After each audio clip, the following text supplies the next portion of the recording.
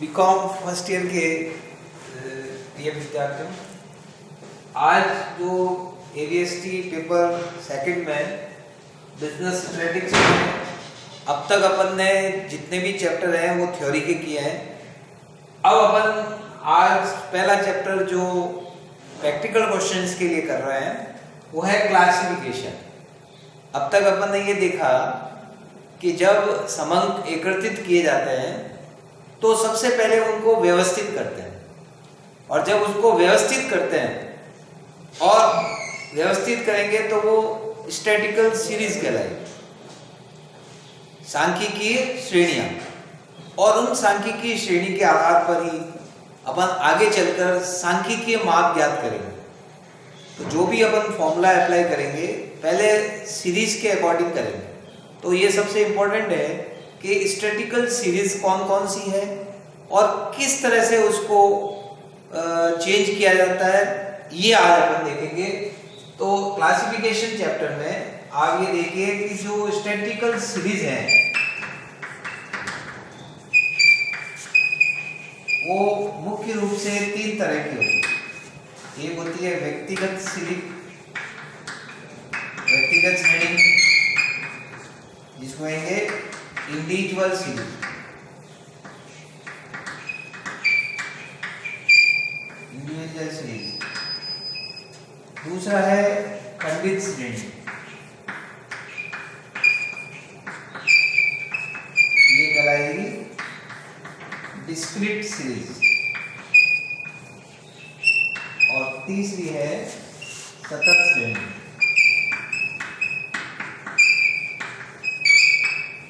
Continuous series.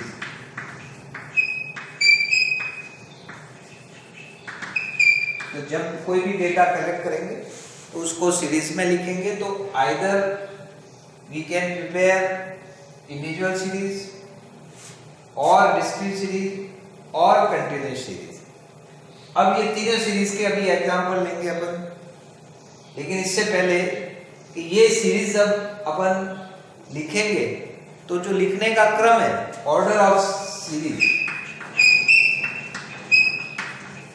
Order of series यानी श्रेणी का क्रम, ये दो तरह से हो सकता है। आरोही क्रम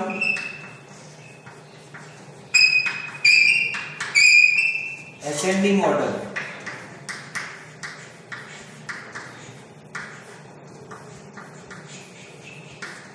और दूसरा है अवरोही क्रम डिसेंडिंग ऑर्डर।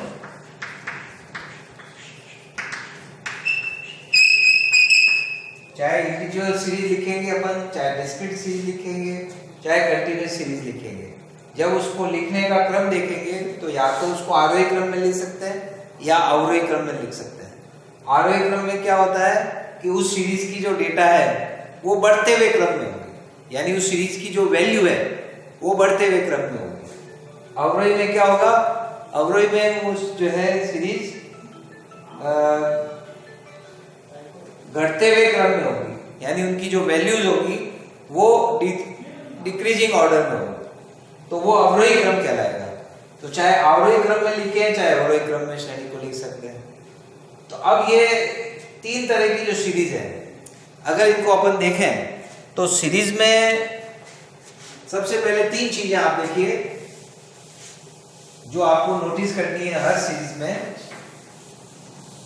वो है हर सीरीज की वैल्यू होती है, वैल्यू ऑफ सीरीज, और उनमें स्टैटिकल साइन होता है, statistical sign. Value of series जिसका साइन होता है x। सीरीज की वैल्यू क्या होगी कि अपन जिस तथ्य का एनालिसिस कर रहे हैं, जिस तथ्य के बारे में सांख्यिकीय माप कैलकुलेट कर रहे हैं, जिस तथ्य के लिए अपन कोई सांख्यिकीय जो फॉर्मूला अप्लाई कर रहे हैं वो उस सीरीज की वैल्यू कहलाएगी। दूसरा है फ्रीक्वेंसी, फ्रीक्वेंसी का मतलब आवृत्ति, और जिसका साइन होता है एफ। हर सीरीज में जो भी वैल्यूज है वो कौन सी वैल्यू कितनी बार आई है वो उसकी फ्रीक्वेंसी कहलाती है, तो उसको एफ से भी नोट करते हैं। और तीसरा है टोटल नंबर ऑफ आइटम, ये कहलाएगा एन। और टोटल नंबर ऑफ आइटम का मतलब टोटल ऑफ, इसको आप कह सकते हैं total of frequencies of series. जो आपने सीरीज लिखी है उसकी फ्रीक्वेंसियों का टोटल की total number of item N कहलाएंगे, यानी पदों की कितनी संख्या है, यानी जो तथ्य जिसका विश्लेषण कर रहे हैं उसमें कितने पद हैं जिनको लेकर अपन ये एनालिसिस कर रहे हैं। तो कोई भी सीरीज हो तो आप उसकी वैल्यू पहचाने, फ्रीक्वेंसी पहचाने और टोटल नंबर ऑफ आइटम पहले देख लें। ये तीन चीज अपने को सबसे पहले देखनी है। अब इस आधार पर अपन सीरीज देखें तो देखिए इंडिविजुअल सीरीज में क्या होता है। जैसे अगर आपको इंडिविजुअल सीरीज का कोई एग्जांपल लेना हो, इंडिविजुअल सीरीज, तो मान लीजिए क्लास में 10 स्टूडेंट है और उनको 10 में से मार्क्स दिए गए हैं।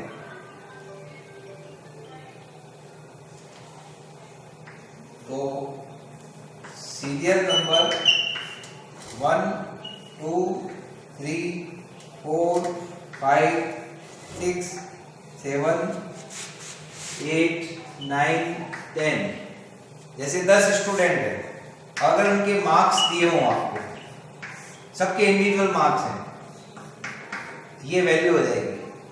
अगर इसको असेंडिंग ऑर्डर में लिखेंगे वैल्यूज को, मान लीजिए पहला विद्यार्थी है उसके 2 मार्क्स है, अगला विद्यार्थी है उसके 4 है, तीसरे विद्यार्थी के भी 4 है, चौथे विद्यार्थी के 5 है, पांचवें विद्यार्थी के 7 है, छठे विद्यार्थी के भी 7 है, सातवें विद्यार्थी के भी 7 है, आठवें विद्यार्थी के मान लीजिए 9 है, 9वें के मान लीजिए 9 है और 10वें के 10 है। तो ये जो सीरीज है ये हो गई असेंडिंग ऑर्डर, क्योंकि वैल्यू जो है वो देखिए बढ़ते हुए क्रम में। अब यहाँ n कितना होगा, नंबर n इक्वल टू 10, क्योंकि इसमें 10 विद्यार्थी हैं। तो ये इंडिविजुअल सीरीज का एग्जांपल है।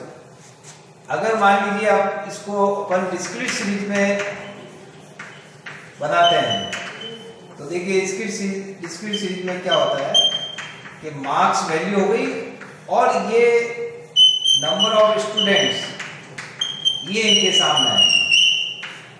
अभी क्या हो रहा है कि इंडिविजुअल सीरीज में हर इंडिविजुअल के मार्क्स अलग अलग लिख रहे हैं, लेकिन इस सीरीज में मार्क्स एक बार ही लिखेंगे, लेकिन उसके नंबर कितने हैं उसके सामने लिखेंगे।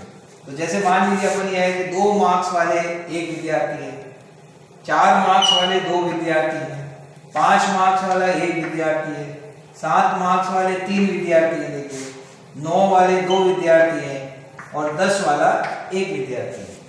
तो ये टोटल नंबर ऑफ स्टूडेंट 10। अब ये सीरीज इंडिविजुअल की जगह क्या हो गई, डिस्क्रीट सीरीज। तो डिस्क्रीट सीरीज में वैल्यू होती है और नंबर ऑफ स्टूडेंट है ये फ्रीक्वेंसी है, और हर वैल्यू की अपनी अपनी फ्रीक्वेंसी होगी। तो ये डिस्क्रीट सीरीज बन गई। अगर इसको कंटिन्यूस फॉर्म में लिखें, कंटिन्यूस सीरीज के फॉर्म में लिखें, तो कंटिन्यूस सीरीज में क्या होता है कि ये जो मार्क्स हैं ये ग्रुप में लिखे जाए। जैसे मान लीजिए पहला ग्रुप बना दिया 0 से 2, फिर बना दिया 2 से 4, फिर 4 से 6, फिर 6 से 8, फिर 8 से 10। अब इनके सामने इस ग्रुप में कितने स्टूडेंट हैं, हर ग्रुप के अपने अपने स्टूडेंट्स लिखेंगे। तो ये फ्रीक्वेंसी हो जाएगी और मार्क्स वैल्यू हो जाएगी। जैसे मान लीजिए इसमें जो है एक विद्यार्थी है, इसमें मान लीजिए 2 विद्यार्थी हैं, इसमें मान लीजिए 4 है, इसमें मान लीजिए 3 है, इसमें 1 है। तो ये मिलाकर जो है जैसे इस आधार पर बनाए अपन, तो पहला ग्रुप में है तो ये नंबर ऑफ स्टूडेंट्स 10। तो इस आधार पर देखें तो ये क्या हो गया कि ये जो सीरीज हो गई ये कंटिन्यूस सीरीज है, क्योंकि इसमें वैल्यू ग्रुप में है और हर ग्रुप की दो लिमिट है, लोअर लिमिट अपर लिमिट। हर ग्रुप में कितने विद्यार्थी हैं उनकी संख्या उनके सामने आ जाएगी। तो ये कंटिन्यूस सीरीज का फॉर्म है। तो तीनों में डिफरेंस क्या हो गया कि इंडिविजुअल सीरीज में हर वैल्यू अलग लिखते हैं, इसलिए फ्रीक्वेंसी नहीं होती है यहाँ पर, लेकिन जितने पद हैं उसकी टोटल हो जाएगी। डिस्क्रीट सीरीज में वैल्यू इंडिविजुअल होती है, लेकिन उसकी हर एक की अपनी फ्रीक्वेंसी होती है, वो उनकी पदों की संख्या हो गई, और जब उनकी टोटल करते हैं तो टोटल नंबर ऑफ आइटम हो गए। कंटिन्यूस सीरीज में वैल्यू ग्रुप में होती है, हर ग्रुप की अपनी फ्रीक्वेंसी होती है, और उनकी टोटल करेंगे तो टोटल नंबर ऑफ आइटम आ जाएगी। अब यहाँ पर ये जो कंटिन्यूस सीरीज है, चाहे डिस्क्रीट सीरीज है चाहे इंडिविजुअल सीरीज है, इसको ऑर्डर जो है लिखने का जो क्रम है वो दो हो सकता है, असेंडिंग ऑर्डर और डिसेंडिंग ऑर्डर। असेंडिंग ऑर्डर कब हुआ, जैसे ये बढ़ते हुए क्रम में, बढ़ते हुए क्रम में क्या है, वैल्यू, फ्रीक्वेंसी नहीं, वैल्यू के आधार पर देखेंगे, वैल्यू के आधार पर देखेंगे ये फ्रीक्वेंसी बढ़ते हुए क्रम में है या घटते हुए क्रम में है, वैल्यू के आधार पर। जैसे यहाँ भी बढ़ते हुए क्रम में, अगर इसको डिसेंडिंग ऑर्डर में लिखता हूँ तो जैसे यहाँ पर 10 मार्क्स वाला विद्यार्थी है तो उसको सबसे ऊपर लिखेंगे, फिर 9 वाले को उसके बाद लिखेंगे, फिर 7 वाले को उसके बाद लिखेंगे, तो वो डिसेंडिंग ऑर्डर में हो जाएगा। तो चाहे असेंडिंग ऑर्डर में लिख दीजिए चाहे डिसेंडिंग ऑर्डर में। जब अपन फॉर्मूला अप्लाई करेंगे तो ज्यादातर डिसेंडिंग ऑर्डर की सीरीज को असेंडिंग में कन्वर्ट भी कर सकते हैं, ठीक है। तो ये 3 तरह की सीरीज होती है।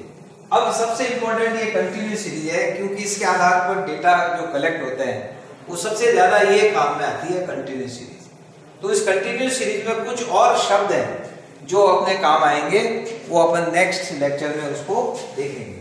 तो आज अपना ये हुआ कि स्टैटिकल सीरीज 3 तरह की है, इंडिविजुअल, डिस्क्रीट और कंटिन्यूस। तीनों में फर्क है। फर्क क्या है, ये आपके सामने 3 एग्जांपल हैं, उससे पता चल रहा है। और दूसरा, ये असेंडिंग ऑर्डर में भी हो सकती है, डिसेंडिंग ऑर्डर में भी हो सकती है। जैसे यहाँ पर तो इसमें तो 0 आ रहा है, इस ग्रुप में जो है तो ये 10 हो गया। तो इस तरह से ये जो है सीरीज का हो जाएगा।